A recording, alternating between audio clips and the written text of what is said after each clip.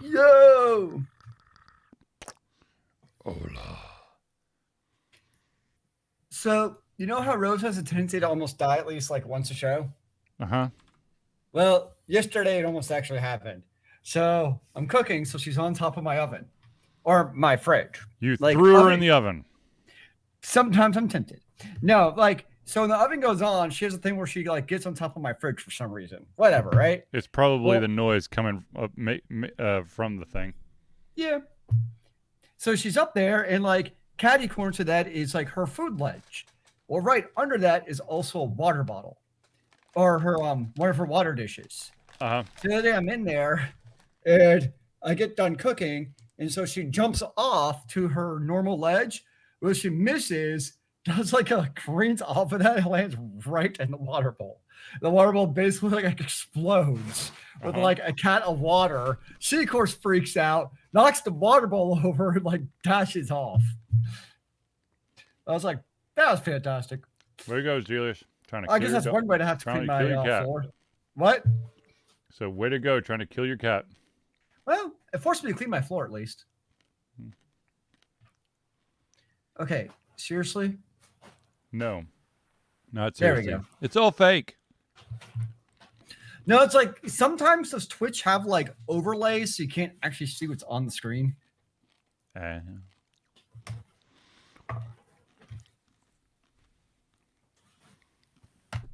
All right. Oh, I'm gonna send you an email address. Okay.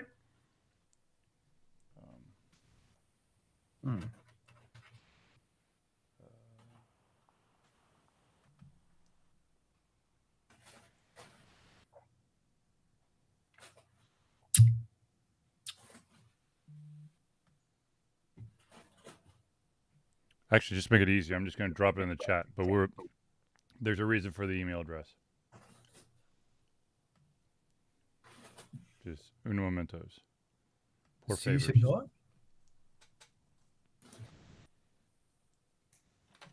All right, so the email address I'm dropping is the gentleman who is in charge of our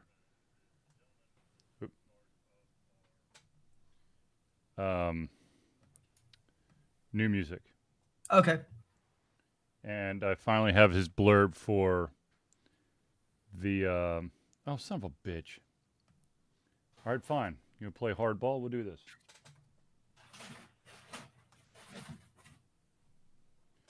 Dude, there's a cat who just jumped out of a box. Where'd it come from? Yeah, did you just like populate yourself? Okay, I just sent it to your Gmail. Because it turns out that I've never actually logged into Twitch on my brand spanking new Chromebook, so I can't add to the conversation. As the email is on another computer. Sorry, I wasn't listening. I was chasing after Rose. Okay, well, I need to do... What I said is that I sent it to your G chat instead of the Twitch because I've never signed into Twitch on my new laptop. So instead of trying to remember what my password is, I just sent it to your Gmail so you still have it. Angry Rose. That's just silly. Why would you not sign in? All right, here we go. Cheers, everybody.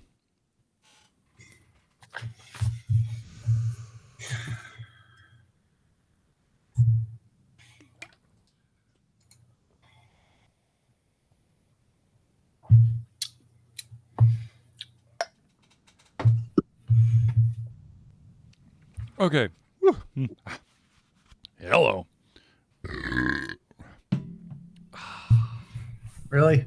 Was that necessary? Yep. And we'll do it for the rest of the show, too. All right, ladies and gentlemen, we're ready. Okay. Yep. Just sit here. All right, here we go. And a one, and we're going to mute Zeely's thing, we're going to mute myself, and then we're going to roll.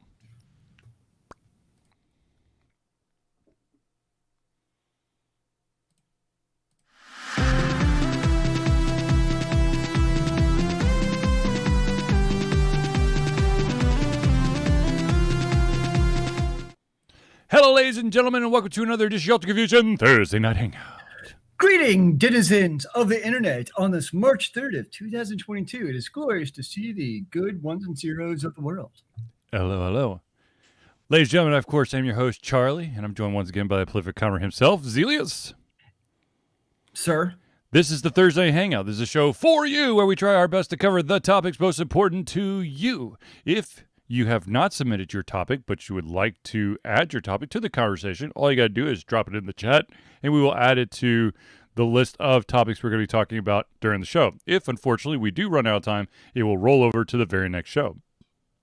So, without further ado, ladies and gentlemen, let us talk about the ever-evolving story in the world that is very important to some people, and that is, ladies and gentlemen, Bendergate is over. Yay? That's right. Joe DiMaggio, the voice of Bender, is now part of Futurama's run on Hulu. I am relieved. Am I supposed to be relieved? Is that the thing? You should be. You should be. See, are you relieved? I am. The thing is, we discussed this last week. It's a little bit easier to replace voice actors than it is like actual, live action characters, unless you could find like a doppelganger. But with such an iconic voice, it would have been really hard. I mean, I'm sure someone could have gotten close to it, but it just wouldn't have been the same. But what he posted to all social media was, "I'm back, baby! So damn grateful for the love and support of fans and colleagues alike during this whole time, especially my wife, Kate. And I can't wait to get back to work with my Futurama family. Hashtag Bendergate is officially over, so put it on the back of a shelf behind Christmas decorations, or maybe in that kitchen drawer with all the other crap you put in there, like old unusable crazy glue, or maybe even put it in a jar you save farts in. Whatever floats your boat. I don't care. You get the picture. I'm back, baby. Bite my shiny metal ass." So does this change whether or not you were going to actually watch Futurama when it came onto Hulu? I was still going to watch it. I'm just going to be totally honest, totally transparent. I was going to watch it because the thing is, I am one of those Futurama fans that keep coming back because, like, oh yeah, remember that was a good show, because there's been those weird ass breaks between when it was on Fox to Comedy Central, yes, now Comedy Central to Hulu. Believing though that there would be a contingent who would not have watched this third iteration of Futurama if the original Bender voice was not back. There would have been. If they liked the rest of Futurama that much, I think they still would have watched it. There would have been. I don't know how big of a contingency, but it would have been. I don't know. In my opinion, it would have been a good chunk of the fans. Of course, Futurama always gains new fans because, what? A show that did really well is coming, that got canceled is coming back. I wonder, I better check this out. And then you've got new fans. So does Hulu also have the broadcast rights to the first two runs of Futurama also? I think they're in syndication. So, I don't know. I don't know either. I wonder if I can get a count on how big Bendergate was. I feel like there's a way to do it, but my brain no worky. Look at the Twitter gauge of what is trending on Twitter. Yes, well, I'm trying to figure out how much trend this thing had, but I can't. Whatever. Sorry, I can't look right now. I have somebody attacking my keyboard. Well, anyways, so we're starting off lighthearted. If you're not aware, ladies and gentlemen, It's good to have the family together, especially when it comes to Futurama. Well, I do feel like that's one thing though that the kind of streaming era has done Mhm.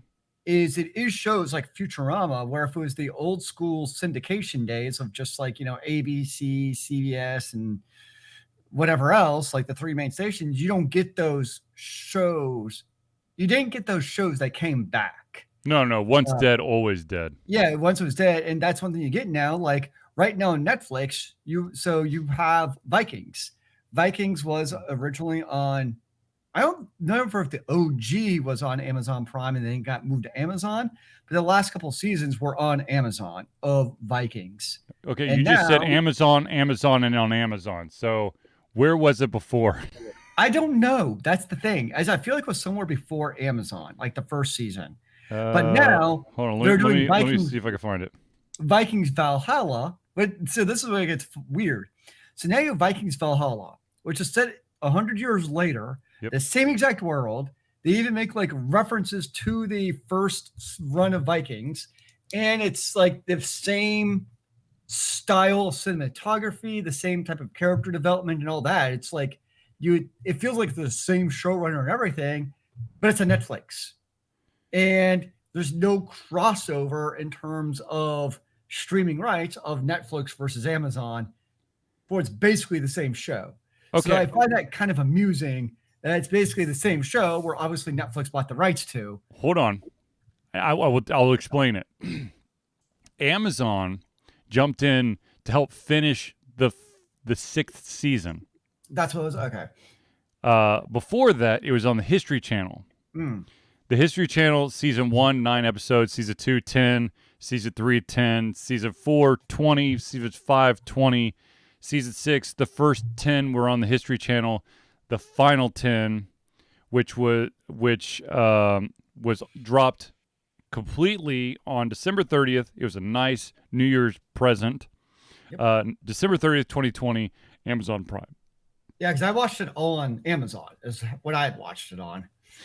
So And yeah, then, it was on History, and now Netflix is going, well, shit, this had a hell of a run. Let's bring it back with, but let's not continue what's already been wrapped up. Let's keep the same theme, but like Zelia said, advance it 100 years. well, I mean, they definitely had. I don't think it's much of a spoiler, but in Netflix, in the Amazon version, there's definitely like a finale. I mean, Yeah. Based on what you're saying, it's obvious. I mean, there's a finale, and they did it in a way where, I mean, like anything, you could continue like the next day if you really felt like it, like any show. But it made sense to transition to the future, to kind of go to a new era of characters. Especially because probably like a year or two later, it would have been hard to get those characters back, even if you wanted to, like from a actor perspective. 2 years later, do you really want to try to get the same actor group together? Well, there's certain. I mean, there was what was that show? American Gods. They tried desperately to bring all of them back after, I think it was like COVID and like production issues, and that was like a 2 years hiatus, wasn't it? Well, I think that was a COVID thing, though. That was more due to COVID, where I think it was a mixture of COVID and also just so many big names. It's taking so long. yeah, I don't know. I'll look it up. there's that. Yeah, I mean, American Gods definitely has bigger names than either of the Vikings movies did, Yeah. for sure, in terms of that, right? Because you have like Al Pacino, who is one of the biggest names in American Gods. Al Pacino was in American Gods? I don't think so. I thought he was one of the main dudes. I thought he was. Yeah. Hold on, let's see here. No. What? There's a guy who might kind of sort of look like Al Pacino, but it's not Al Pacino. That's probably who I'm thinking of. Is the guy who looks like him. Yeah, who's Ian McShane. Oh, I always thought that was him. Oh, well, never mind. Yep. I And it's on stand Stars. strongly corrected. All seasons were on Stars. It was 2017, 2019, 2021. I remember reading the book at PAX Prime. Okay, first of all, Neil Gaiman, God damn it. every single thing he's every single thing that he's writing is turning into a TV show now. Okay, you had American Gods. What was the other one? You had what's the? Did you do Omens of Good and Evil? Yep. Sandman, which is coming to Netflix. Neverwhere, which is a really good book, and also it's an okay BBC miniseries.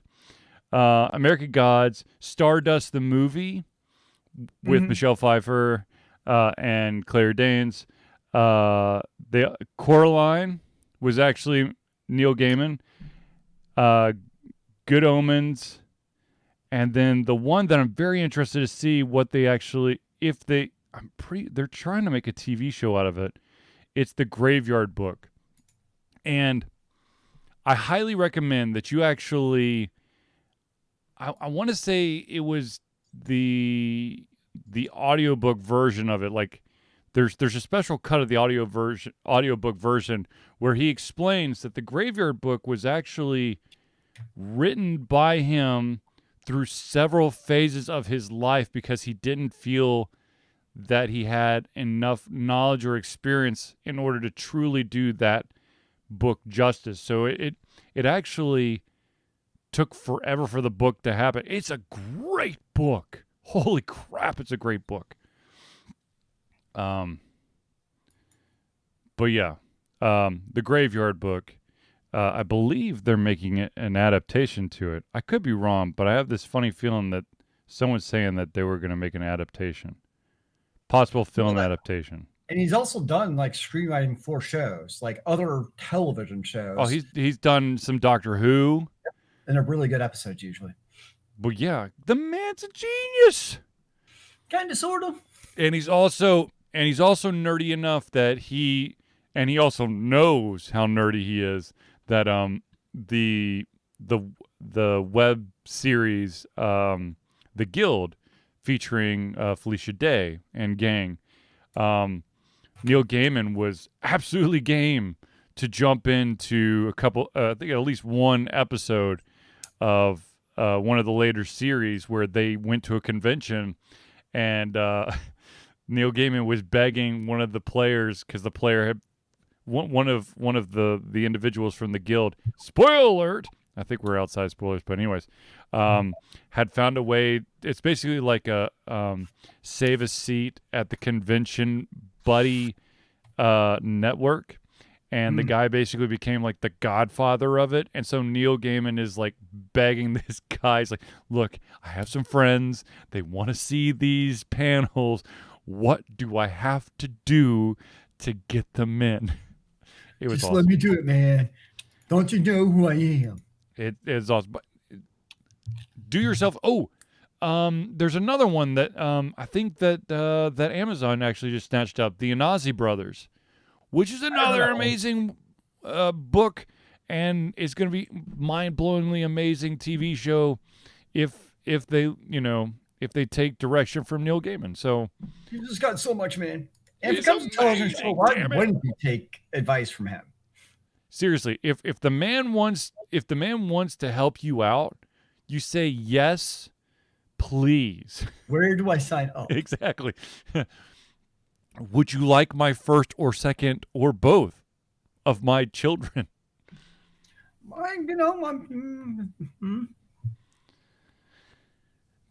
But anyways, I'm actually really interested to see what the Sandman series on Netflix becomes, because Sandman is a graphic novel that's extended for a long time, and now Netflix has. I wonder when it's coming out. Let's see if I can figure it out when it's coming out real quick here. The Sandman, adaptation TV, The Sandman. Oh, Jenna Coleman's in it. Oh, they're saying that Lucifer was a spinoff of that as well. What? Lucifer is such a show where I can't decide if I like it or not. Well, it's done now. But I've watched. I just can't decide if it's good or bad. Like, I go back and forth. It's weird. But the thing is, you keep going back, and that's it. See, that's the thing. But that's what's weird. I'd rather have something that people can't decide if it's good or bad, but they keep coming back to it. That's fair. Anyway, so yeah, I mean, Neil Gaiman's the man. There's nothing else you could say about it. Except for he's a man who does No, things. he's the man. Oh. Is there more than one the man, or is it just the singular the man? Well, Neil Gaiman is the man. However, there probably is someone who's also in the running, and that is an author that Zelius actually posted on our Discord about. I think it was yesterday or maybe the day before. Sanderson decided to give everyone a little surprise on Kickstarter, and I clicked on the site just to see where of course, Bryan Sanderson is like, he's sci-fi royalty, so you have people just pouring money at him, and Kickstarter, when I was looking, couldn't keep up. The number just kept rolling. It was like that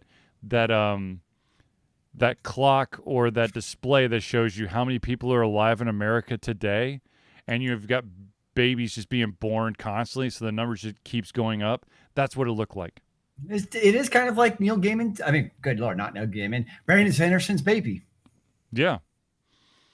But what is it at anyways? Right now, it's at $19,731,605 from $79,263. It just went up by one backers. Yeah, that's the other thing. The backer number kept changing. Like when I checked it out, whenever it was at 17 million. My favorite part is the original pledge was for $1 million to beat. Who was it? Was it himself? What? No, I mean, that was that was the original goal. Oh. Yeah. Yeah. The original goal was $1 million. I bet that in like a minute. It's like, well, we got to start somewhere, right? So let's just say, ballpark $1 million. Let's see what happens. Oh, we're at 19 million with 27 days to go. No, they were fine. I mean, it is interesting because obviously Brandon Sanderson's a known author. Yep. Who, if you're being honest, it's not like he would have an issue getting publishing rights or anything with usually tours who he goes through with his other series like The Way of the Kings or the Mistborn series. And one of his questions is actually like literally. Wait. Didn't you just name 2 Joe Abercrombie series? Mistborn. You said The Way of the King. Did I? Mm-hmm. Okay, I'm losing my mind. Am No, I wrong? The Way the Kings is Brandon Sanderson. You're thinking of like there's another book with the name Kings in it that is. What's Joe Abercrombie one? There is one like that, yes. I don't remember. I'll look it up. You keep talking. But yeah, no, Way of the Kings is definitely Brandon Sanderson. But he does specifically address in the FAQ of like basically people kind of like myself, like you don't actually need Kickstarter. But for them, I mean, think about it. If you're an author, you have to go through a lot of processes to get your book published by a publisher. It's not like it just poof magically appears. So this kind of allows him to really control the entire process from start to finish on his own of how he wants to do it. And then it's also basically pay as you go publishing. So however much money he raises, they know that's how many books they're publishing versus a traditional publisher. They just publish books and you hope they sell, whereas he's actually just going to sell them as we buy them. So they have an exact number. It's almost like, Kickstarter started, it was really for, and it still is in large part for like kind of the indies, the, small ones without the money to do it. And it's kind of like a different way for somebody like a Sanderson to kind of leverage the marketplace to really control everything from start to finish that he otherwise couldn't do, that publisher would still have leverage over. So, I mean, my initial reaction was definitely, well, that seems dumb that he's basically taking away from other Kickstarters by him doing it and raising all this money on there.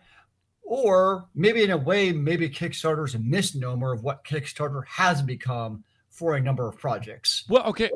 So I will look at it a different way. Okay. So First of all, you're absolutely the book I was thinking about was The Last Argument of Kings by Joe Yeah, Abercrombie, which is there the we go. first Yep, law trilogy. yep. Um, I knew there was a king somewhere for him. yeah, that's what I was thinking. Also, the Age of Madness is his other series. Anyways, so yes, does Sanderson need Kickstarter? Fuck no, he doesn't. However, one of the algorithms that's getting a little bit better over the years on Kickstarter is that if you were to back Sanderson on Kickstarter, you would get recommendations of some lesser known individuals that meet the Sanderson, you know, criteria of, sci-fi fantasy author, all that stuff. So in a way, he's sort of helping up, but he is flooding. I mean, there are those individuals who love to have records. And Sanderson's like, well, shit, I got some extra books here, and we could set something up. Let's see if we can't break Kickstarter's all-time record. Yeah, the only interesting thing for me is from a book's perspective, because I've read two of his series, the Mistborn, and I think it's called like the Alloy Ways or Alloy something. It basically takes place after Mistborn. I enjoyed both of them a lot. But for me, part of it is also for the kicks. It's also kind of from a consumer's perspective. It's a different way of purchasing it. It's like, I'm pledging X amount of money, and I know I'm going to receive this product. Yep. I think there's a pretty damn good chance with Sanderson you're going to receive that product. But like with this one specifically, where I'm kind of like, is his ebook pledge, which if you're into ebooks, he's going to break $40. For all 4 books, which not a bad deal. The problem I have is somebody like me who doesn't do ebooks, you're now looking at $160 to get the premium hardcovers. But they're premium. The premium hardcover is actually not bad, honestly, for $40 a buck. But like, I want my $10 paperback. Like that's what I get. I like my trade paperbacks. Then just go to the bookstore. Wait, bookstores are closing. Go to Amazon.com and buy your hardback. But you don't know if this version, like this book is not being published in the traditional way. Like exactly. He clearly says this is the run. It may be picked up by a publisher and then do the mass trade paperback, but there's no guarantee of that. So it could potentially be where, something like, for instance, like Mistborn, that could still easily be because you have a publisher could, 100 years from now, probably still have something at the bookstore. Whereas this 4-book set, who knows? Like that's up to Sanderson if he wants to sell to a publisher, which is kind of an interesting way of thinking about it too. Like if you're Sanderson and you work with Tor, you don't really have the rights as far as how long do they publish it and all that stuff. It's kind of at their whim. Yep. Where he 100%, by doing it this way, he owns those rights. So it's in his own decision making of whether or not he wants to sell to a publisher. Like he's under no obligation. So maybe he only wants to, for whatever reason, which he's well within his rights of doing, this is the only run. If you don't get it now, tough freaking cookies. I mean, that's how it was back in the day. I mean, there's only so many Gutenberg printers out there. So it is a kind of interesting way of kind of disrupting the marketplace from a book perspective that not many authors can obviously do. I mean, there's probably a couple authors. I mean, Neil Gaiman, and who we were just talking about. Neil Gaiman's one who, if he came out with a probably standalone, because he does more standalones than series, like a Sanderson, he could probably also do a Kickstarter and come out and do that, and people will do it. So I'm on the fence right now about actually doing the Kickstarter. I haven't decided. What is interesting is out of the Kickstarters, the one with the biggest pledge. So it's kind of interesting because you look at like, what are the people looking at getting? Right. And it's kind of like actual interesting, probably statistical analysis you could do based off of this because of right now, for the $40, the cheapest one, the ebook, 18,000 backers. I'm rounding up. The audiobook, 16,000 backers for $160. Question. The premium hardcovers, do you think that's more or less than the audio and or ebooks? The premium hardcovers?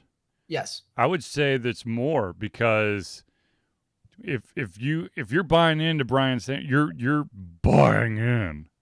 Yeah, so it is definitely the most at 20,000 plus backers. But it's more interesting to me from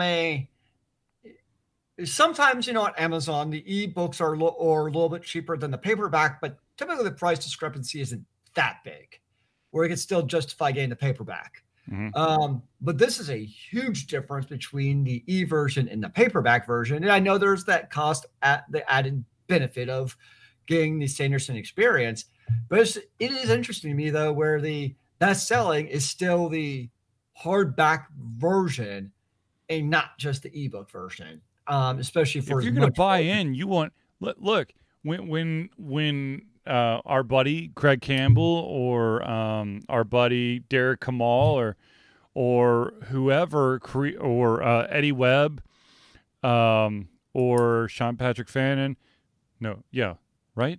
Fuck yes. My brain's dead. I apologize. When they do a Kickstarter, I'm buying the hardback version.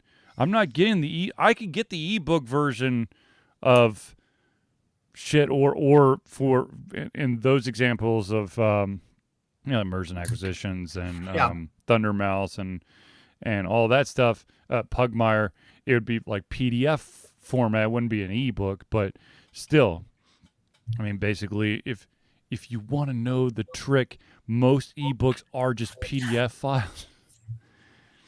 But if you're going to buy into, but okay, so first of all, Sanderson is going to dethrone the biggest Kickstarter project in like probably the next 2 hours. What's the largest Kickstarter project? The Pebble Watch. Oh, I forgot about that. They rose in their entire run. They rose $20.3 million and had 78,000 backers. Now, God, this was many, many years ago. I'm trying to figure out how long ago this was. Is there a publishing date on this? 2015.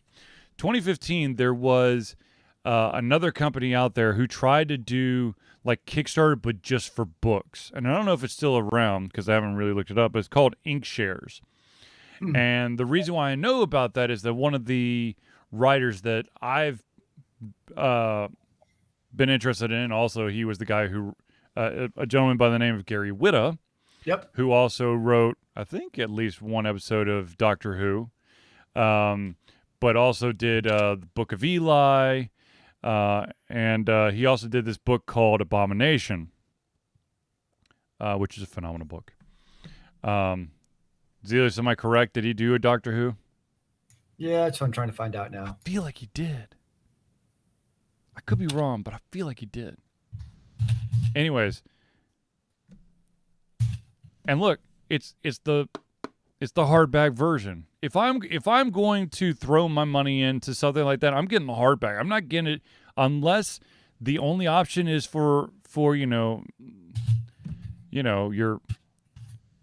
regular soft cover. I'm going hardback, man. If I'm throwing money at it to make it happen, I'm gonna make it happen. You know what I mean? Oh, I hear you. He was one of the screenwriters for Rogue One, a Star Wars story. Yes, that too. That as well. And we're not going to talk about After Earth, okay? They fucked that up halfway. I don't see anything about Doctor Who for him. Oh, well, maybe I was wrong. I feel like he did, but maybe that's one of his bucket list items. Is he's like, I have to write for Doctor Who. Anyways, the guy's a cool guy. Also, he did, I don't know if he's still doing it, but he had a very successful streaming talk show on what was that what's that Switch game? Animal Crossing for the Switch. What's kind of interesting to me though is like somebody like him though, who Book of Eli in Rogue One, Yep. but considering the success of the stuff he's done, also Star Wars Rebels, which was very highly rated, he hasn't actually done a lot of screenwriting when you think of other prolific screenwriters, who are just popping them out. Right. Um, yeah, I mean, I have no opinion about that. It's just interesting to me is all. Is you think somebody like him with that history could basically do as much screenwriting as he'd want, and movie studios would pay for it, but he's only got, relatively speaking, not many actual screenwriting. He's got credits. 10. He's got 10 credits to his name as a writer. The one that really broke him into, I guess, people realizing that he had some writing chops was the game Prey. Yeah, I've never played Prey, but I recognize the name. I recognize as well. I don't think. I think at that time I was trying to keep my games like kid friendly because I think that was about the time I was still at school. Actually, that's exactly why I didn't play. I was still at school, so I didn't have time for video games. Unfortunately, because I was making my own. Which, if you really want, I'm sure I could find somewhere an old copy of my final project. Nice. The Escape, a dusty trail. And we could talk about it in the show. We could do a live. You should do like a live playthrough of it. Oh Jesus! I don't actually own the entire game. I've never did. You made the game. When we graduated, we only had the first 2 levels of 3. Well, you should. And the third level was, we had all the mechanics in there. It just we didn't have. There was something that was missing. I think the only people to ever truly see the complete game was the Independent Game Festival, the IGF. Nice. But I don't think I ever. I mean, I've still got my my baseball tee, and I've got my laptop bag for supporting the game.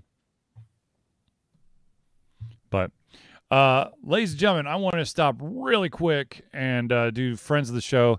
If you'll notice, there is an additional friend of the show.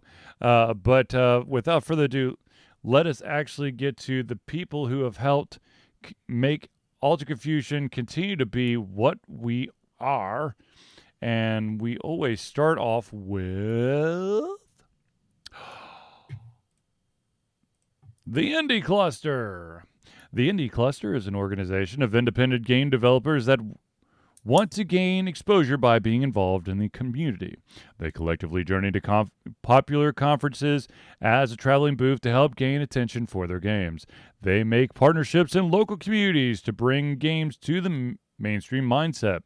They highlight local, unusual, and rare concepts that challenge the paradigm of the common. They also host events to teach kids and minority groups about game development to hopefully one day enter the industry themselves. For more information, go to indiecluster.com. That's INDIECLUSTER.com.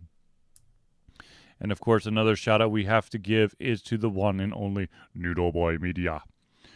Founded in 2015 by Andrew Tran, Noodle Boy Media, previously White Kid 47 Media, is your choice for professional photo shoots and panel recordings at conventions.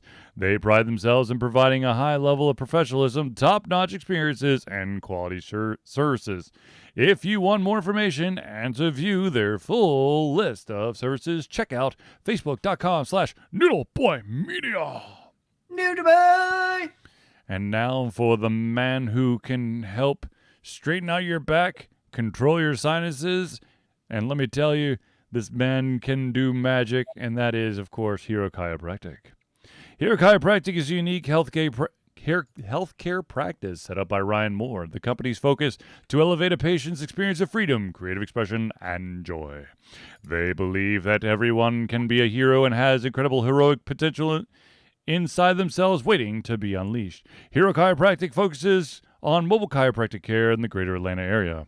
They are committed to healing clients by creating a plan of action uniquely suited for each person.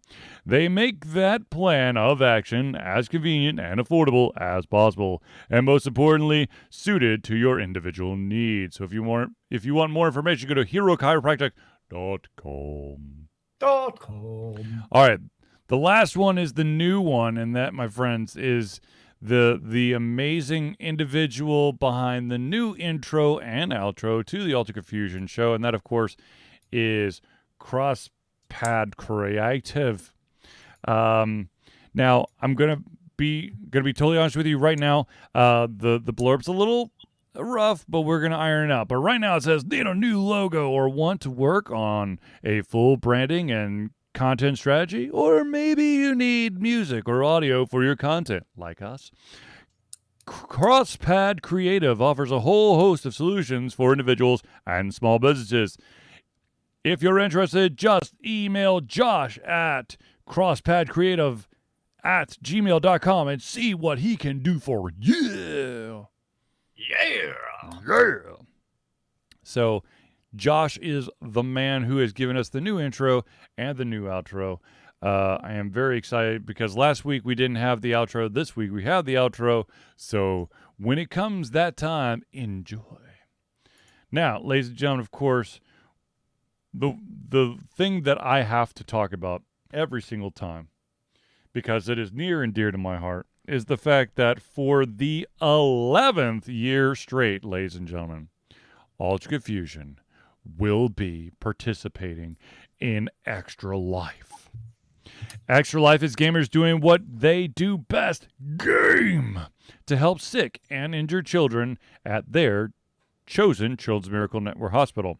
The money we raise through Extra Life will go directly to our chosen hospital, Children's Healthcare of Atlanta, as unrestricted funds. This means that the hospital decides where and how to spend the money to ensure the dollars we raise make the biggest impact in the lives of the kids they treat. So if you have the capacity to donate, please go to extra-life.org and search for Altered Confusion. Or if you're watching this live, Zelius has just posted the link in the chat. And I just got my my Extra Life decal for raising, I don't remember how much money it is, but once you hit a certain thing, you get a nice little decal. So let me see if I can find it real quick. Haha. So for those who are watching the video version or watching this live, bam, nice. There is my decal. All right, so ladies and gentlemen, for a little bit of housekeeping, personal housekeeping, or I guess Ultra Confusion housekeeping, I do want you to know that Ultra Confusion has a Patreon. Ultra Confusion survives on love and support of fans like you, and so we have a Patreon page. Patreon lets you, the fans, lovers, haters, supporters, demigods, gods, demons, extraterrestrial beings, interdimensional beings, specters, mummies, vampires, werewolves, artificial intelligence, and more to be active participants in the work we love through a monthly membership. This gives you access to exclusive content, community, and insight into our creative process. In exchange, we gain a bit more freedom to do our best work and the stability we need to build an even stronger creative career. And ladies and gentlemen, let me tell you that all the money that we've currently been raising through Patreon is going towards our electrical bill for MomoCon.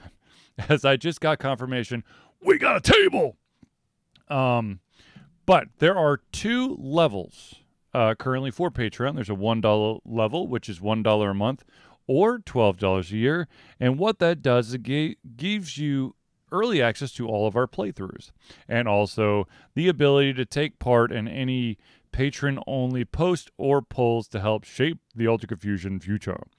If you want to go and take that huge step up, yes, that's right, folks, if you go from $1 to $5 a month, or $60 a year, not only do you get everything on the $1 level, but you also get your name, organization added to the Friends of the Show thank you section for every single Thursday night hangout. Sounds like fun?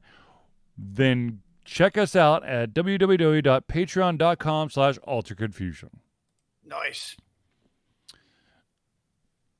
Now, I think we've waited long enough to talk about the heavy hitting stuff, so let's just get into it, shall we? There's more? Yes. Unfortunately, our world is messed up. And so bad Hasn't shit it always happens. kind of been messed up? Huh? Is this a new trend that I should know No. about in 2022? Unfortunately, our world continues to be messed up, and therefore Ukraine continues to be in the news. Yes, that is definitely unfortunate. CD Projekt has come out and said that they're halting all sales in Russia and Belarus in support of Ukraine. They did a social media post, which I will read to you real quick. In light of the Russian military invasion in our neighboring country of Ukraine, by the way, CD Projekt is based out of Warsaw, Poland. Yep. In light of the Russian military invasion of our neighboring country of Ukraine, until further notice, the CD Projekt Group has made the decision to halt all sales of our games in Russia and Belarus. Today, we begin working with our partners to suspend digital sales and cease physical stock deliveries of CD Projekt Group products, as well as all games distributed on the Good Old Games, or GOG, platform to the territories of Russia and Belarus. The entire CD Projekt Group stands firm with the people of Ukraine. While we are not a political entity capable of directly influencing state matters and don't aspire to be one, we do believe that commercial entities, when united, have the power to inspire global change in the hearts and minds of ordinary people. We know that players in Russia and Belarus, individuals who have nothing to do with the invasion of Ukraine, will be impacted by this decision. But with this action, we wish to further galvanize the global community to speak about what is going on in the heart of Europe. To our brothers and sisters fighting for their home country, stay strong. Now, we're going to piggyback off of that and tell you about another massive company. Actually, this one is one of the most massive in existence. And that, of course, is Electronic Arts, otherwise known as EA. EA has officially removed both Russian and Belarusian national clubs from FIFA 22 and NHL 22. FIFA, the union of UEFA, so FIFA, UEFA, and the International Ice Hockey Federation of all levels have leveled sanctions on Russia early this week, starting with UEFA's removal of the Championship League final from St. Petersburg. Then FIFA, under heavy pressure led by Polish Soccer Federation, suspended Russia out of qualifying for the 2022 World Cup. That is big. Okay? That has nothing to do with EA, but FIFA's saying, hey, by the way, Russia, you're no longer eligible to even qualify for the World Cup. That's big. If even FIFA is coming down on him, you know you've done something wrong.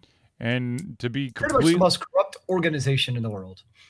Actually, the most corrupt organization in the world would be the Olympic Federation.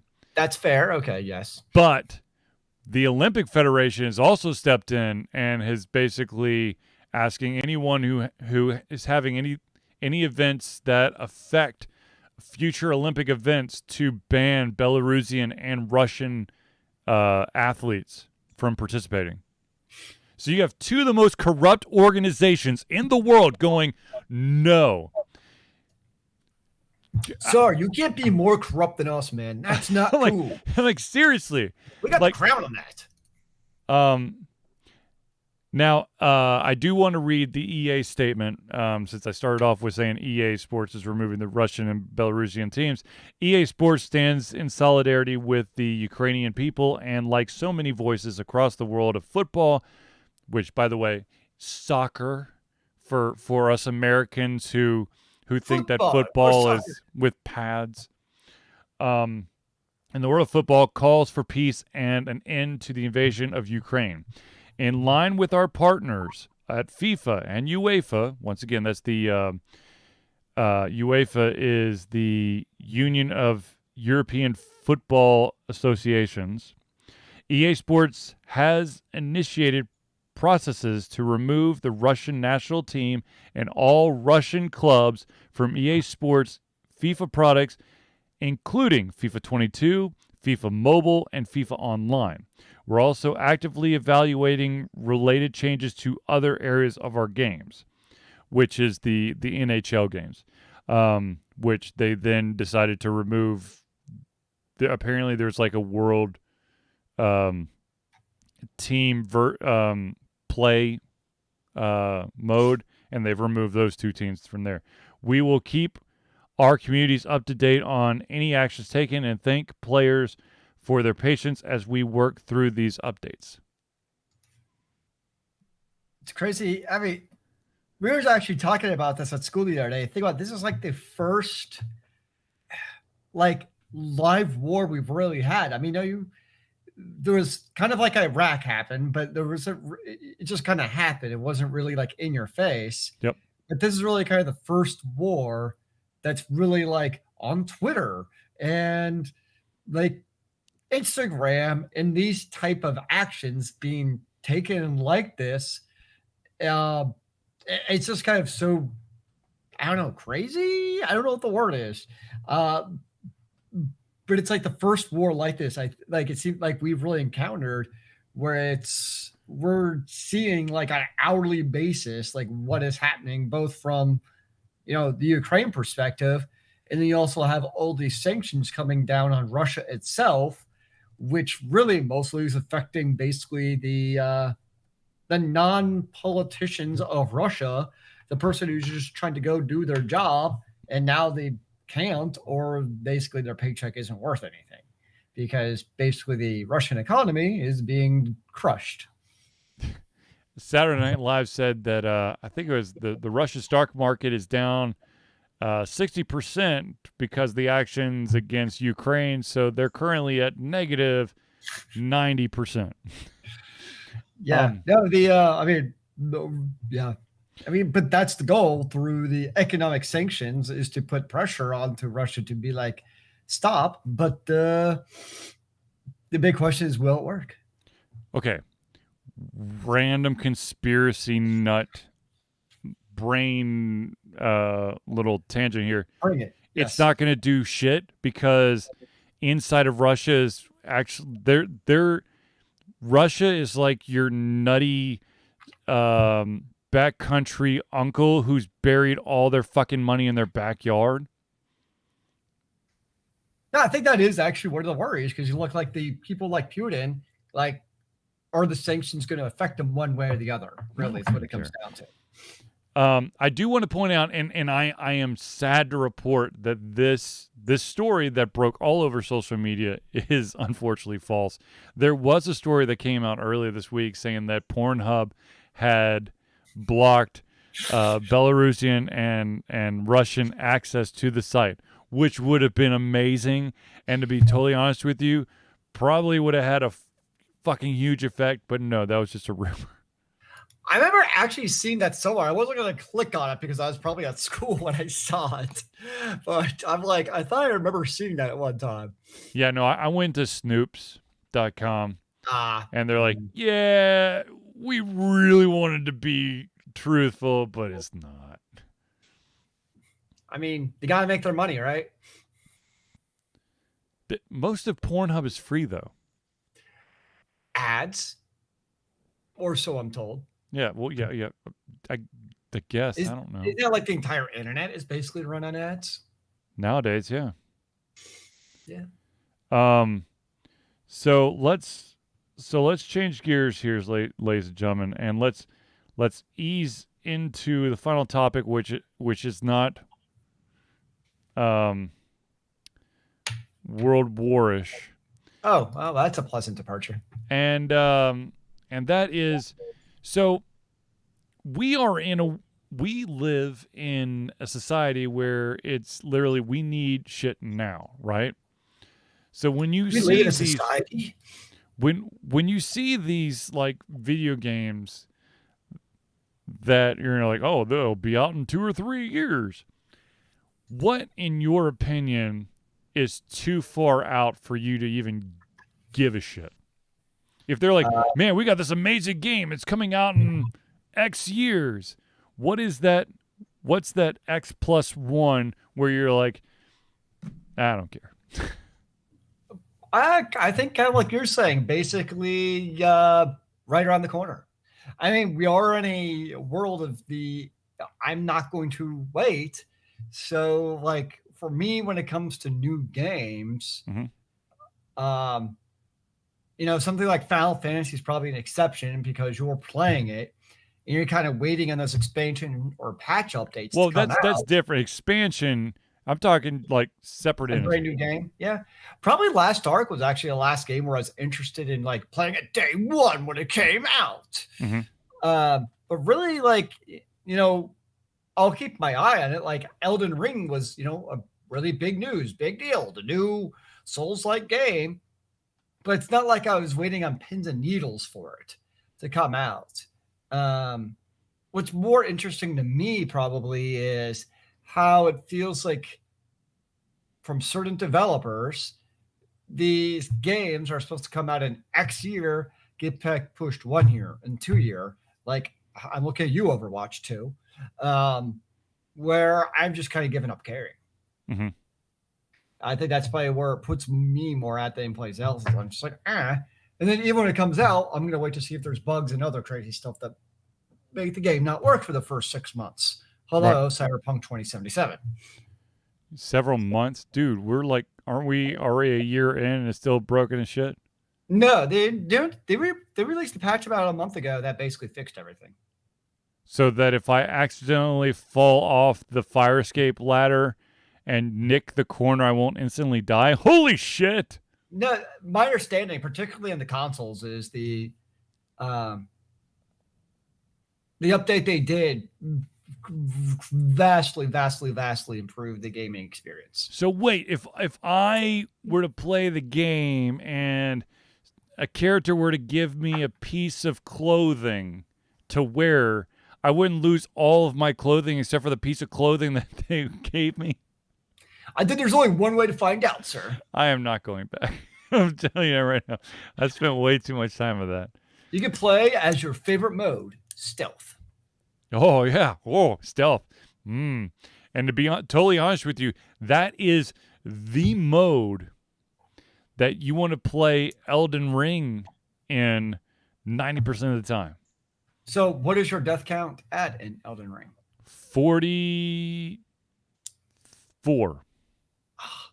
I was kind of hoping triple digits by the time we got to the show. Unfortunately or unfortunately for Zelius, because I was getting my ass whooped by certain different types of characters, I have basically kept myself to easily killable enemies.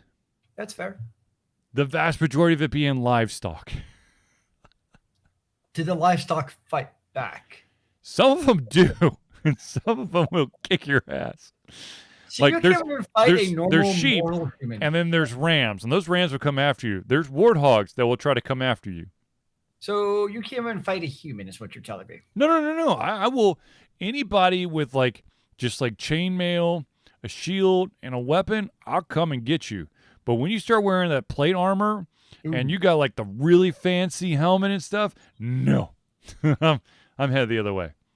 That's probably a good life motto. Yeah, no. See, the thing is about Elden Ring is that you want to collect these runes or spirits points or whatever, and every single point that you add to your character to one of the stats costs a certain number of the rune points. Mm-hmm. And it doesn't matter where you put that point. Each point gets more and more expensive. One of those games, yes. So it's not one of those oh, well, since this is already, super low level, if this is level, you've got 10 points in this, if you put the 11th point, it's going to be the same as if you put the 18th point into whatever stat you've been basically just dumping everything into. Mm. So basically, all of my stats are in strength and endurance and dexterity. Oh, and vitality. Because I'd like to live longer than getting hit once, which will probably knock me down, which means that I will probably be scrambling, so I'll probably get hit twice more. So I would like to survive 3 hits and hopefully be able to turn it around or be able to run the fuck away. I say, what up? More dexterity and agility, and you just learn to dodge, bro. Dodging is all about timing. Yeah. Yeah. Let me tell you, the just spam the attack button don't work in that game at all. That's why you got to spam the dodge button. No, your stamina will drop like a fucking rock. What about you? And you can't just walk around holding up your shield because that takes stamina as well. What about your fireball? I don't have a fireball. You have to have a magic staff in order to cast spells. Do you have a magic staff? No. Oh. I haven't found one yet. Oh. Well, I don't tell you that. I spent the majority of my time killing livestock so I can make bone darts, so I can throw a bone dart to basically grab the attention of a single enemy and drag their asses out so that no one else sees them, and then I cross my fingers and hope I can kill them, and then I rinse and repeat the process. That's how you play Elden Rings. Sounds kind of like real life. You mean it's not like a John Wick movie where I can simultaneously kill 20 guys because that's how it works in real life? Yeah, no, that does not work. No. However, you get these like campfire places that there's one campfire place that if you do it right, you could kill like 10 or 12 guys pretty quick because the campfire's behind them. And they're all faced one direction. So if you can throw the bone dart at them, you bring one guy back, you kill him. Then you go walk back up there, throw the bone dart. And the dudes could be standing right next to each other. Don't notice. Okay? You throw the bone dart, they'll both react, but only one will come find you. The other one will be like, where are you going? I guess I should just stay here. Yep. And I also love the fact that enemies will walk over their own dead comrades' bodies and not notice a fucking thing. It just looked like he was taking a nap, man. Huh. This guy's extra crunchy today. Huh, that's weird. He's just sleeping off his hangover. But I will tell you this. You are going to need a notepad and probably a wiki. Because just to start off, because there are certain things in this game that you will not get unless you do specific things, like the ability to level up, the ability to add special attributes to your weapons. If you don't know about it, the ability to call your ghost horse. If you don't know about, if you don't do certain things, those certain 3 things, you will be fucked in this endless cycle of getting your ass whooped. Is there like actual no tutorials that just drop you in? It's just good luck, don't die. Basically, I mean, they're like, this is how you jump, this is how you run, this is how you try to dodge out of the way of this psychotic crossbowman who's going to take you out if you're stupid in the beginning. And that's about it. Yeah. Oh, and this is how you swing your sword. Oh, and this is how you block. But, by the way, depending on what class you start off with, you may not have anything to block with. So using the block button is not going to do shit for you because you don't have anything equipped to block with. What are the classes you can start out with? There's like a Mad Prophet one, which is the mage. There's like there's a samurai one, which is sword wielding, and some other ones. I chose the Wretch, which basically is like your blank slate. Everything, your entire character, all your attributes are set to 10. And you start off with a wooden club, and a rag diaper. It kind of sounds like you chose hard mode, yo. I didn't want it like I wanted to be able to build my character. And how's that going? Not bad. I'm level 24 now. There you 23, go. 24. I've died 44 times. Give or take.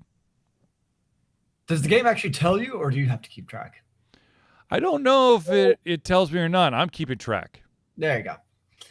And I, It should be like Doctor Who, and where you have like a little counter on your arm. no, I it's a counter that's at the bottom. If you're watching this live, ladies and gentlemen, in this red section below my panel and Zelius's, basically, it should be kind of,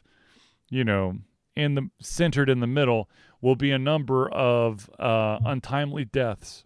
Nice. And I There will you go. update it as soon as I die. That's very kind of you You're to welcome. let us masses know just how rough this game is. It's rough. But going back to the story, the reason why the question was how far out is too far out, when it comes to release dates, there's a company who basically, I mean, they're still amazing, but I think they've really cooled off. They hit their peak, in my opinion, in 2010 with a game that just destroyed me. I will never play it again, Heavy Rain. The name of the company is called Quantic Dreams. Quantic Dreams' next big game is called Star Wars Eclipse. Oh. Now, everyone was predicting the Star Wars Eclipse is going to come out, in 2023, 2024. Nope. They are going, their earliest release date is now scheduled for 2027, but most likely 2028. I think a game that far out, like, you're just supposed to be like, it'll come out eventually. That's like so far out where I'm sorry, I'm not going to remember. I mean, I'm sure they're probably going to just inundate us with ads when it comes, but why tell us now? Like, you're just building. My problem is that when you give a date so far out, you're going to have those hardcore fans who are literally going to be counting down the days, and the hype is going to be growing. And it don't matter what you give them. When it comes around in 2027 or 2028, first of all, what consoles are going to be out then? And second of all, those people who are the diehard fans, they are not going to be satisfied with your game ever, because you've let it build up for so long. Say that just in my opinion, what they should have said is, hey, we're excited to we have been authorized to create a Star Wars game. It's still far out, but it's going to be amazing. And that's it. Star Wars Eclipse. It's a new action adventure, multiple character branching narrative game set in the High Republic era, presented to you by Quantum Dream and Lucas Games, now early in development. Yep. I think it also, though, in a way, it shows, because they're video games with choices that actually matter and have like far-reaching repercussions, especially from multiple narratives, are not exactly common. Quantic Dreams has found a way to do it, at least in Heavy Rain. Now, some people would beg to differ with some of their other games. I would beg to differ with Beyond Two Souls. I really didn't think they really hit the spot on that. And I own the other game that they made, which was released in 2018, which is Detroit Become Human. Yeah. That game was actually one that sparked a shit ton of controversy, because there was child abuse, potential child abuse that could occur in the game. Yeah, but I think it just shows how hard that doing branching content can be. It's not exactly an easy thing. No.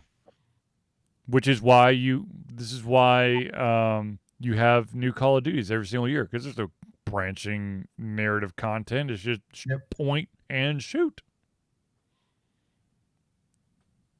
For better or for worse. Well, probably worse. Well, actually, no, not for worse, because they're still making a shit ton of money. So the ironic thing is, right now I am playing Elden Rings and Pokemon Arceus, Nice. and I've been putting a shit ton of that time into Pokemon Arceus. I'll be totally honest with you. The only Pokemon game I've ever actually played was Pokemon Go. I yeah, I finally caved to get the latest and greatest Pokemon game. And I'll be honest with you, it's good. Like, I mean, it's not like the Pokemon games from before were bad, but I'm actually, I don't know, there's just something a little extra to this game that has kept me in it. Nice. Um, I'm Is keeping you engaged. I don't want to tell, I mean, I don't want to say where exactly I am in the game because that might be telling for some people and I don't want to give away anything. But the one thing I will say is that right off the bat, your character is somehow pulled in from a different dimension, lands in this place, and you have to prove yourself where most people are fearful of Pokemon. And you find out that you're really good at catching Pokemon and training them.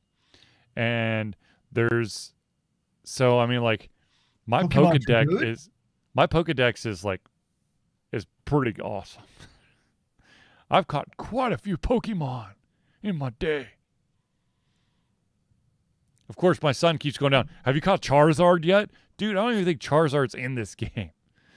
What? But he's iconic. He has to be there, sir. Well, the thing is, like, they have moved on from like the base start Pokemon, with the exception of with Pikachu. Pikachu is like in every single. I think it's a requirement. They're like, I don't care what Pokemon are in here. Pikachu has to be here. There's at least one, man. I think more and more it's this the one of the characters Eevee is becoming more and more of a kind of like jack of all trades because depending on how you evolve Eevee, Eevee can basically be every single type of Pokemon.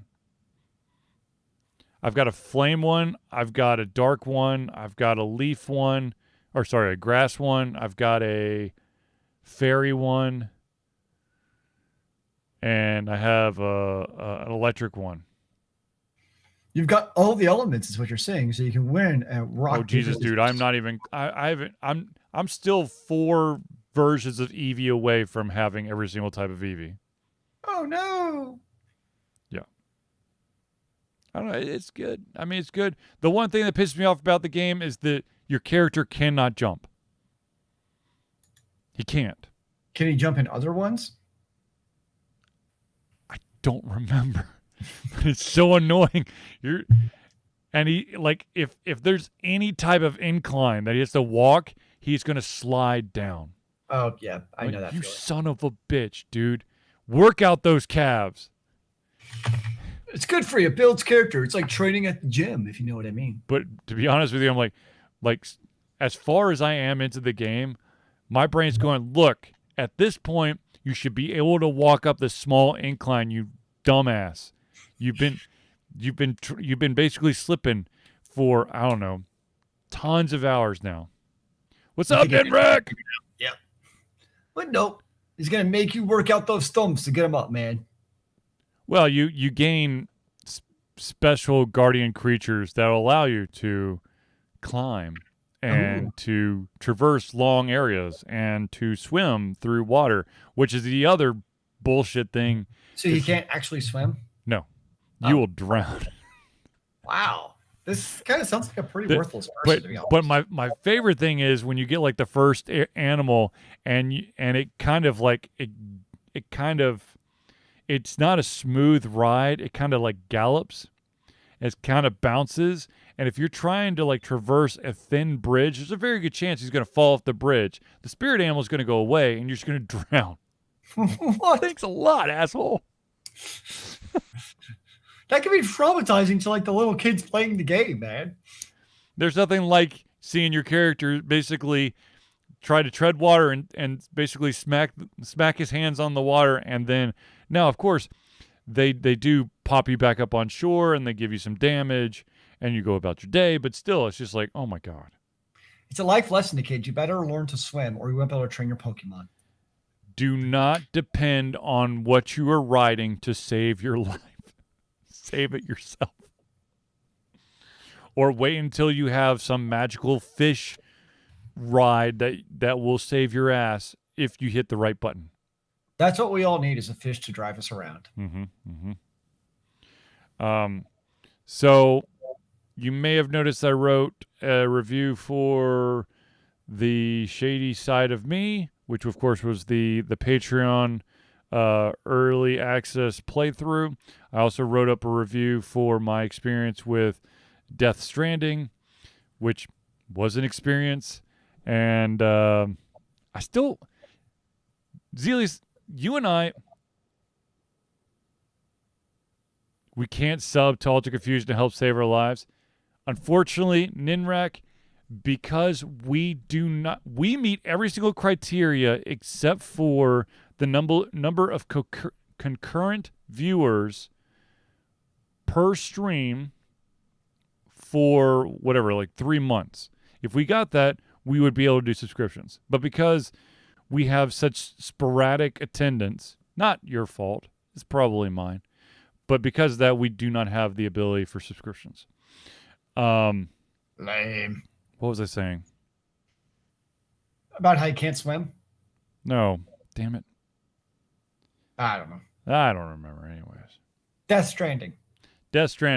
Oh, right. It's exactly like what Zelius was talking about with Lucifer. He's like, I don't know if I like it, if I don't like it, but I keep coming back. That's what Death Stranding was for me. It's like, I wasn't like over the moon about it, but I wasn't also like, God, this fucking sucks. Though there were those moments where like, God, this fucking sucks. And there were a couple of moments where like, okay, this is kind of cool. And I put in over 96 hours into the game. Must have done something right if you put that many hours in, sir. But, well, I mean, most like 95% of the time was me walking from one spot to another spot to deliver a package. Get some good exercise. You should work out those calves, just like in Pokemon. His calves were monumentally amazing. Unlike my Pokemon character, who is still weak as a wet noodle when it comes to a slight incline. Oh, that's unfortunate. It's very unfortunate. It's very unfortunate. All right. So, ladies and gentlemen, we have unfortunately reached the end of our show. But I do want to say we do this every single Thursday. We are going to do this every single Thursday. I know that we've only done 5 episodes. This will be our 6th for the year. We're going to do better, damn it. We're going to do better. At all, really? Yeah. It's because I've been sick, and there was the 1 week where you had robotics. So I am going to be... Robotics and sickness. Oh, okay. Well, you know. Anyways, so ladies and gentlemen, I want to thank everyone for tuning in to the Ultra Confusion Thursday Night Hangout. For myself, Charlie, and Zelius, it's been a pleasure giving you to come our heads, our mouths, and of course, our hearts. We'll be back next Thursday for another Ultra Confusion Thursday Night Hangout. Remember, kids, keep on gaming in the free world. Amen to that, brother.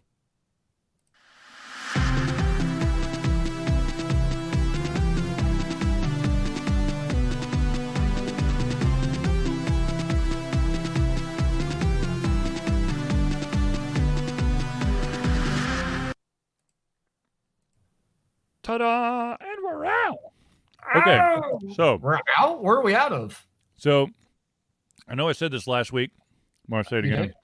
I got myself a new Chromebook because the iPad that I was using to help me with the Thursday Night Hangouts broke, and so I switched over to the Chromebook that I had, but it's just so effing slow, and so I got myself a nice new one, Alter Confusion Chromebook. Yeah. And then as soon as that one arrived, I noticed that the old Chromebook that I had, the screen broke. Oh, so nice. I immediately ordered a new screen replacement because it was $54.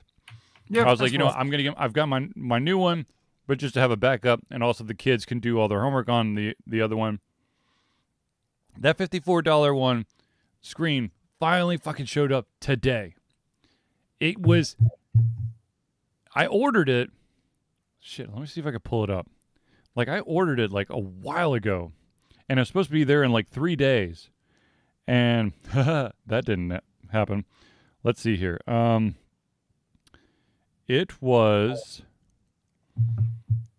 Let's see. Today is the 3rd, February 22nd. Yep.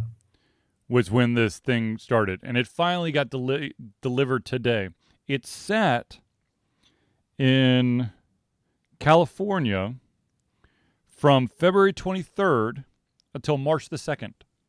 But you finally got it. Yes, it came today. Now, of course, I've got to follow all the YouTube videos to actually replace the damn thing, and hopefully it'll work. But, yeah. So now you just have to go through the fun of taking it apart and not breaking it. Even worse. Yeah. Well, the first thing is like, take a putty knife. I'm like, excuse me? Probably to take apart like the outside nice and softly. Yeah, exactly. Okay, I'm gonna go check. I just want to see what the Sanderson number is at now. Probably right around where it was earlier. 19 million. Whoa, Jesus Christ. 18. Sorry, it just upped it. All right, so it's basically the number is just running.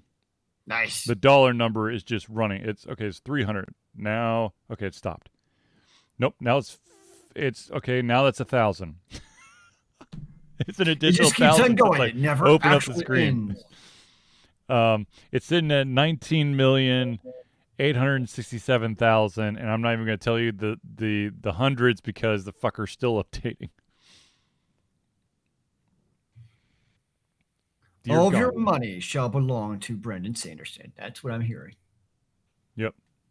So with 27 days to go, he's got like, what did I say it was? 20.3 million? Was that what I said? Yep, 20.3 million. So he has 20.3. He's got 27 days to get $500,000 more, and then he's done. And then he's done? Forever?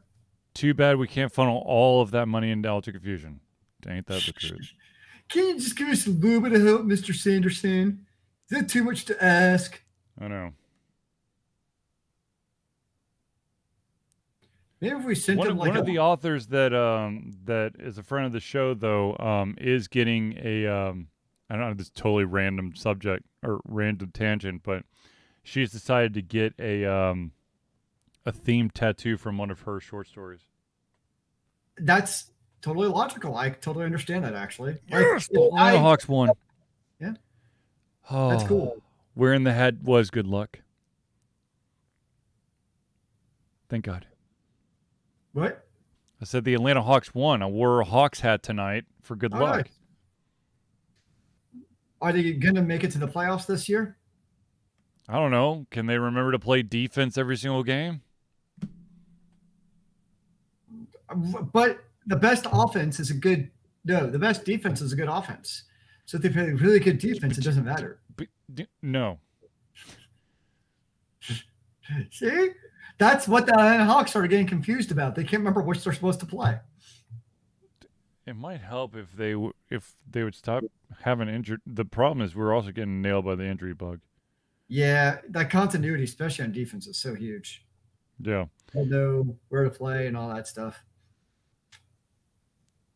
Damn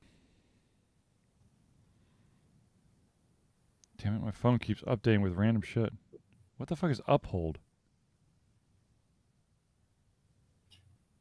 I don't know what that is. Okay, my user for uphold has been disabled. I don't know what uphold is, so cool. Well, by God, you're gonna find out. Oh yeah, I wanted to tell you how many hours I've put into the Pokemon game. Let's see. How many hours has Charlie put into this game? Because I've also put in a shit ton of hours into Elden Rings. So let's see here. Charlie has put in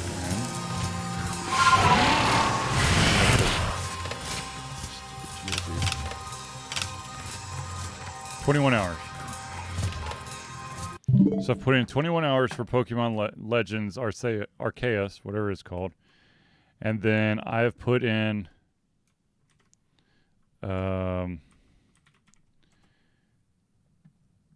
just in case people were wondering about how many, if I'm neglecting Elden Scrolls, I have put in a total of 16 hours into Elden Scrolls. I mean, Elden Rings. Sorry, Elden Scrolls. Sorry, Elden Ring. Jesus Christ. It's too close to Elder Scrolls. Yes, I could definitely see the confusion on that. I can't take it. I can't. Damn you all.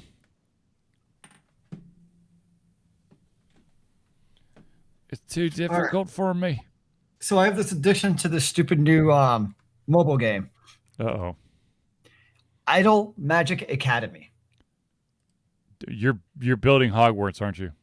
Oh, it's such a ripoff. Like, it's even like you have like Luna and you have like the actual character. They don't use Harry or Hermione, Of course not. or them, but like all the minor characters, yes. They even look like McGonagall, and they look like exactly like all the minor characters. Of course. And even like they have a potions class, they have a transfiguration class, they have a fly. Like, it is 100% a ripoff. Of course. Everything about it. My course. town is actually Hogwarts with a Z. Because yes, you're building. You even have you start with what's 100% Hogwarts, and then it's one of those where you build like a second town and a third town. And the second town is totally that water one where like all of the French people are from. Le Baton or whatever. Yeah, and it's like, oh, I'm in that one now. And yes, even the dorms look like the Harry Potter dorms. They have like the same candy and the vending machine. It's not dorms, damn it. It's the houses. There are no houses in this game, actually. Well, of course there's not gonna be houses. I mean, they're gonna try to suck you in with everything else. There's some originality to it, man. Is there an ancient bad guy? You do go fight in the forest. Oh, and there's a giant tree that you have to click, and that's where you get one of your upgrades from. Is basically the whatever that tree was called. The Whomping Willow. Yeah, the Whomping Willow is in it. You have to click it every once in a while. About every 15 minutes, you have to click the Whomping Willow. Of course. Yeah. Because, yeah, of course. Jeez almighty. Mm-hmm.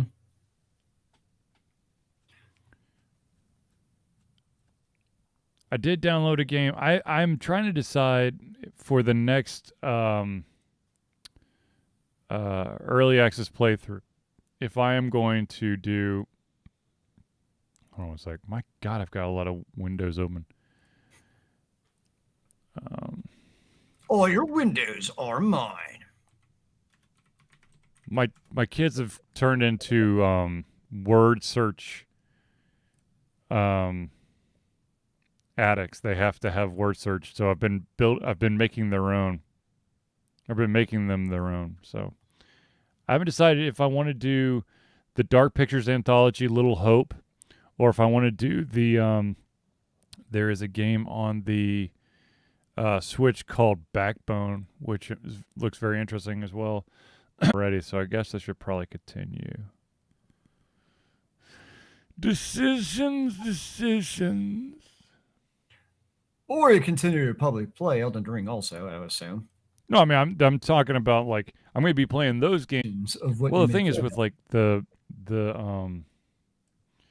Dark Pictures anthology, it really is like QuickTime events. I haven't really played too many QuickTime events.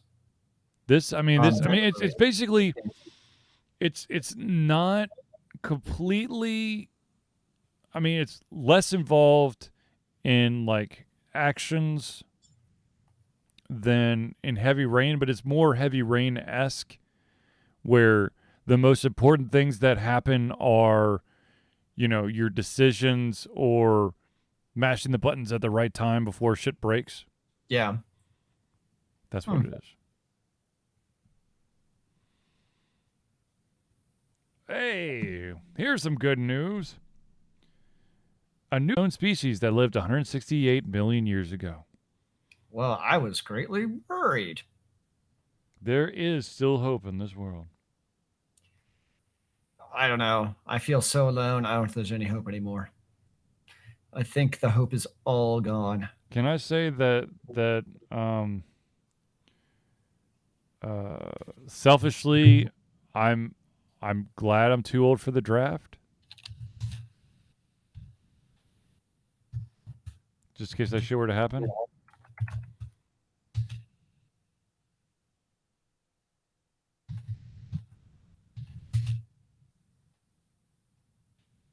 Apparently, Sean Penn was in Ukraine and he walked all the way to the Polish border.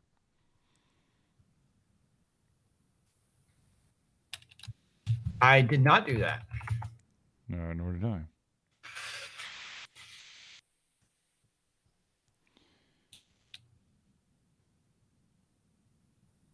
To be honest with you, even if I was old enough for the draft, my knees are completely shot because of all the competitive running I did when I was growing up.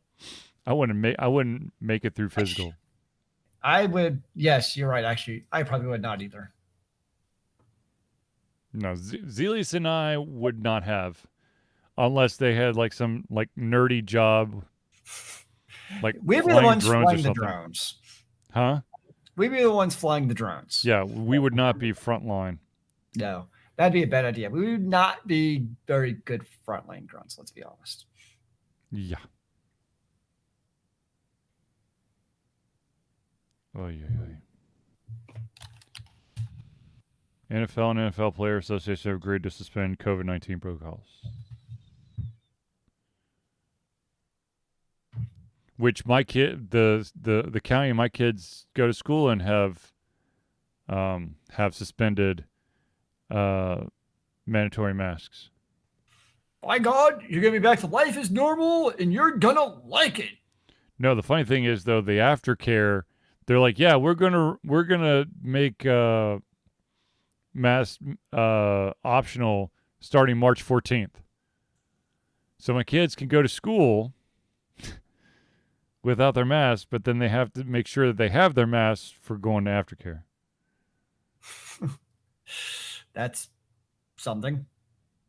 We were at Little 5 Points last week, and they still had a pretty strict masking and limiting the people in the shops is still very much active there. Yeah. So it's just kind of interesting how different places still have it a little bit differently. Oh, yeah, there's a nuclear plant on fire. Yeah, I saw that. That's kind of scary. It's like, oh, that's wonderful.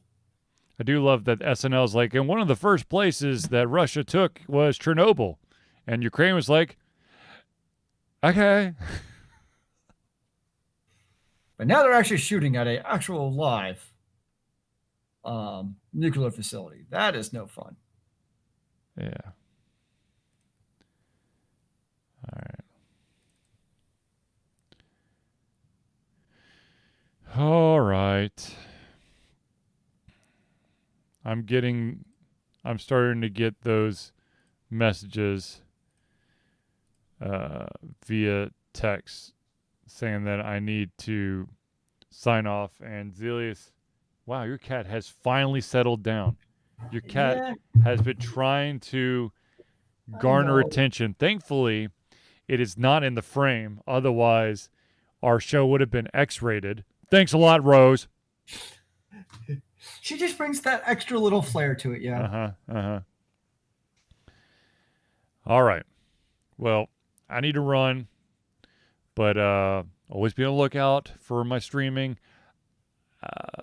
It's going to be on Twitch and on YouTube and on Facebook, unless I try to do something where it's outside the hours, and then it may be just Twitch, or it may be Twitch and YouTube, but it's probably just Twitch. It will never be Facebook in the middle of the day. and that's because too many people watch my Facebook profile. Darn Anyways. creepers. I will talk to you later. I'm going to sign off this or stop the stream. Talk to Zelia.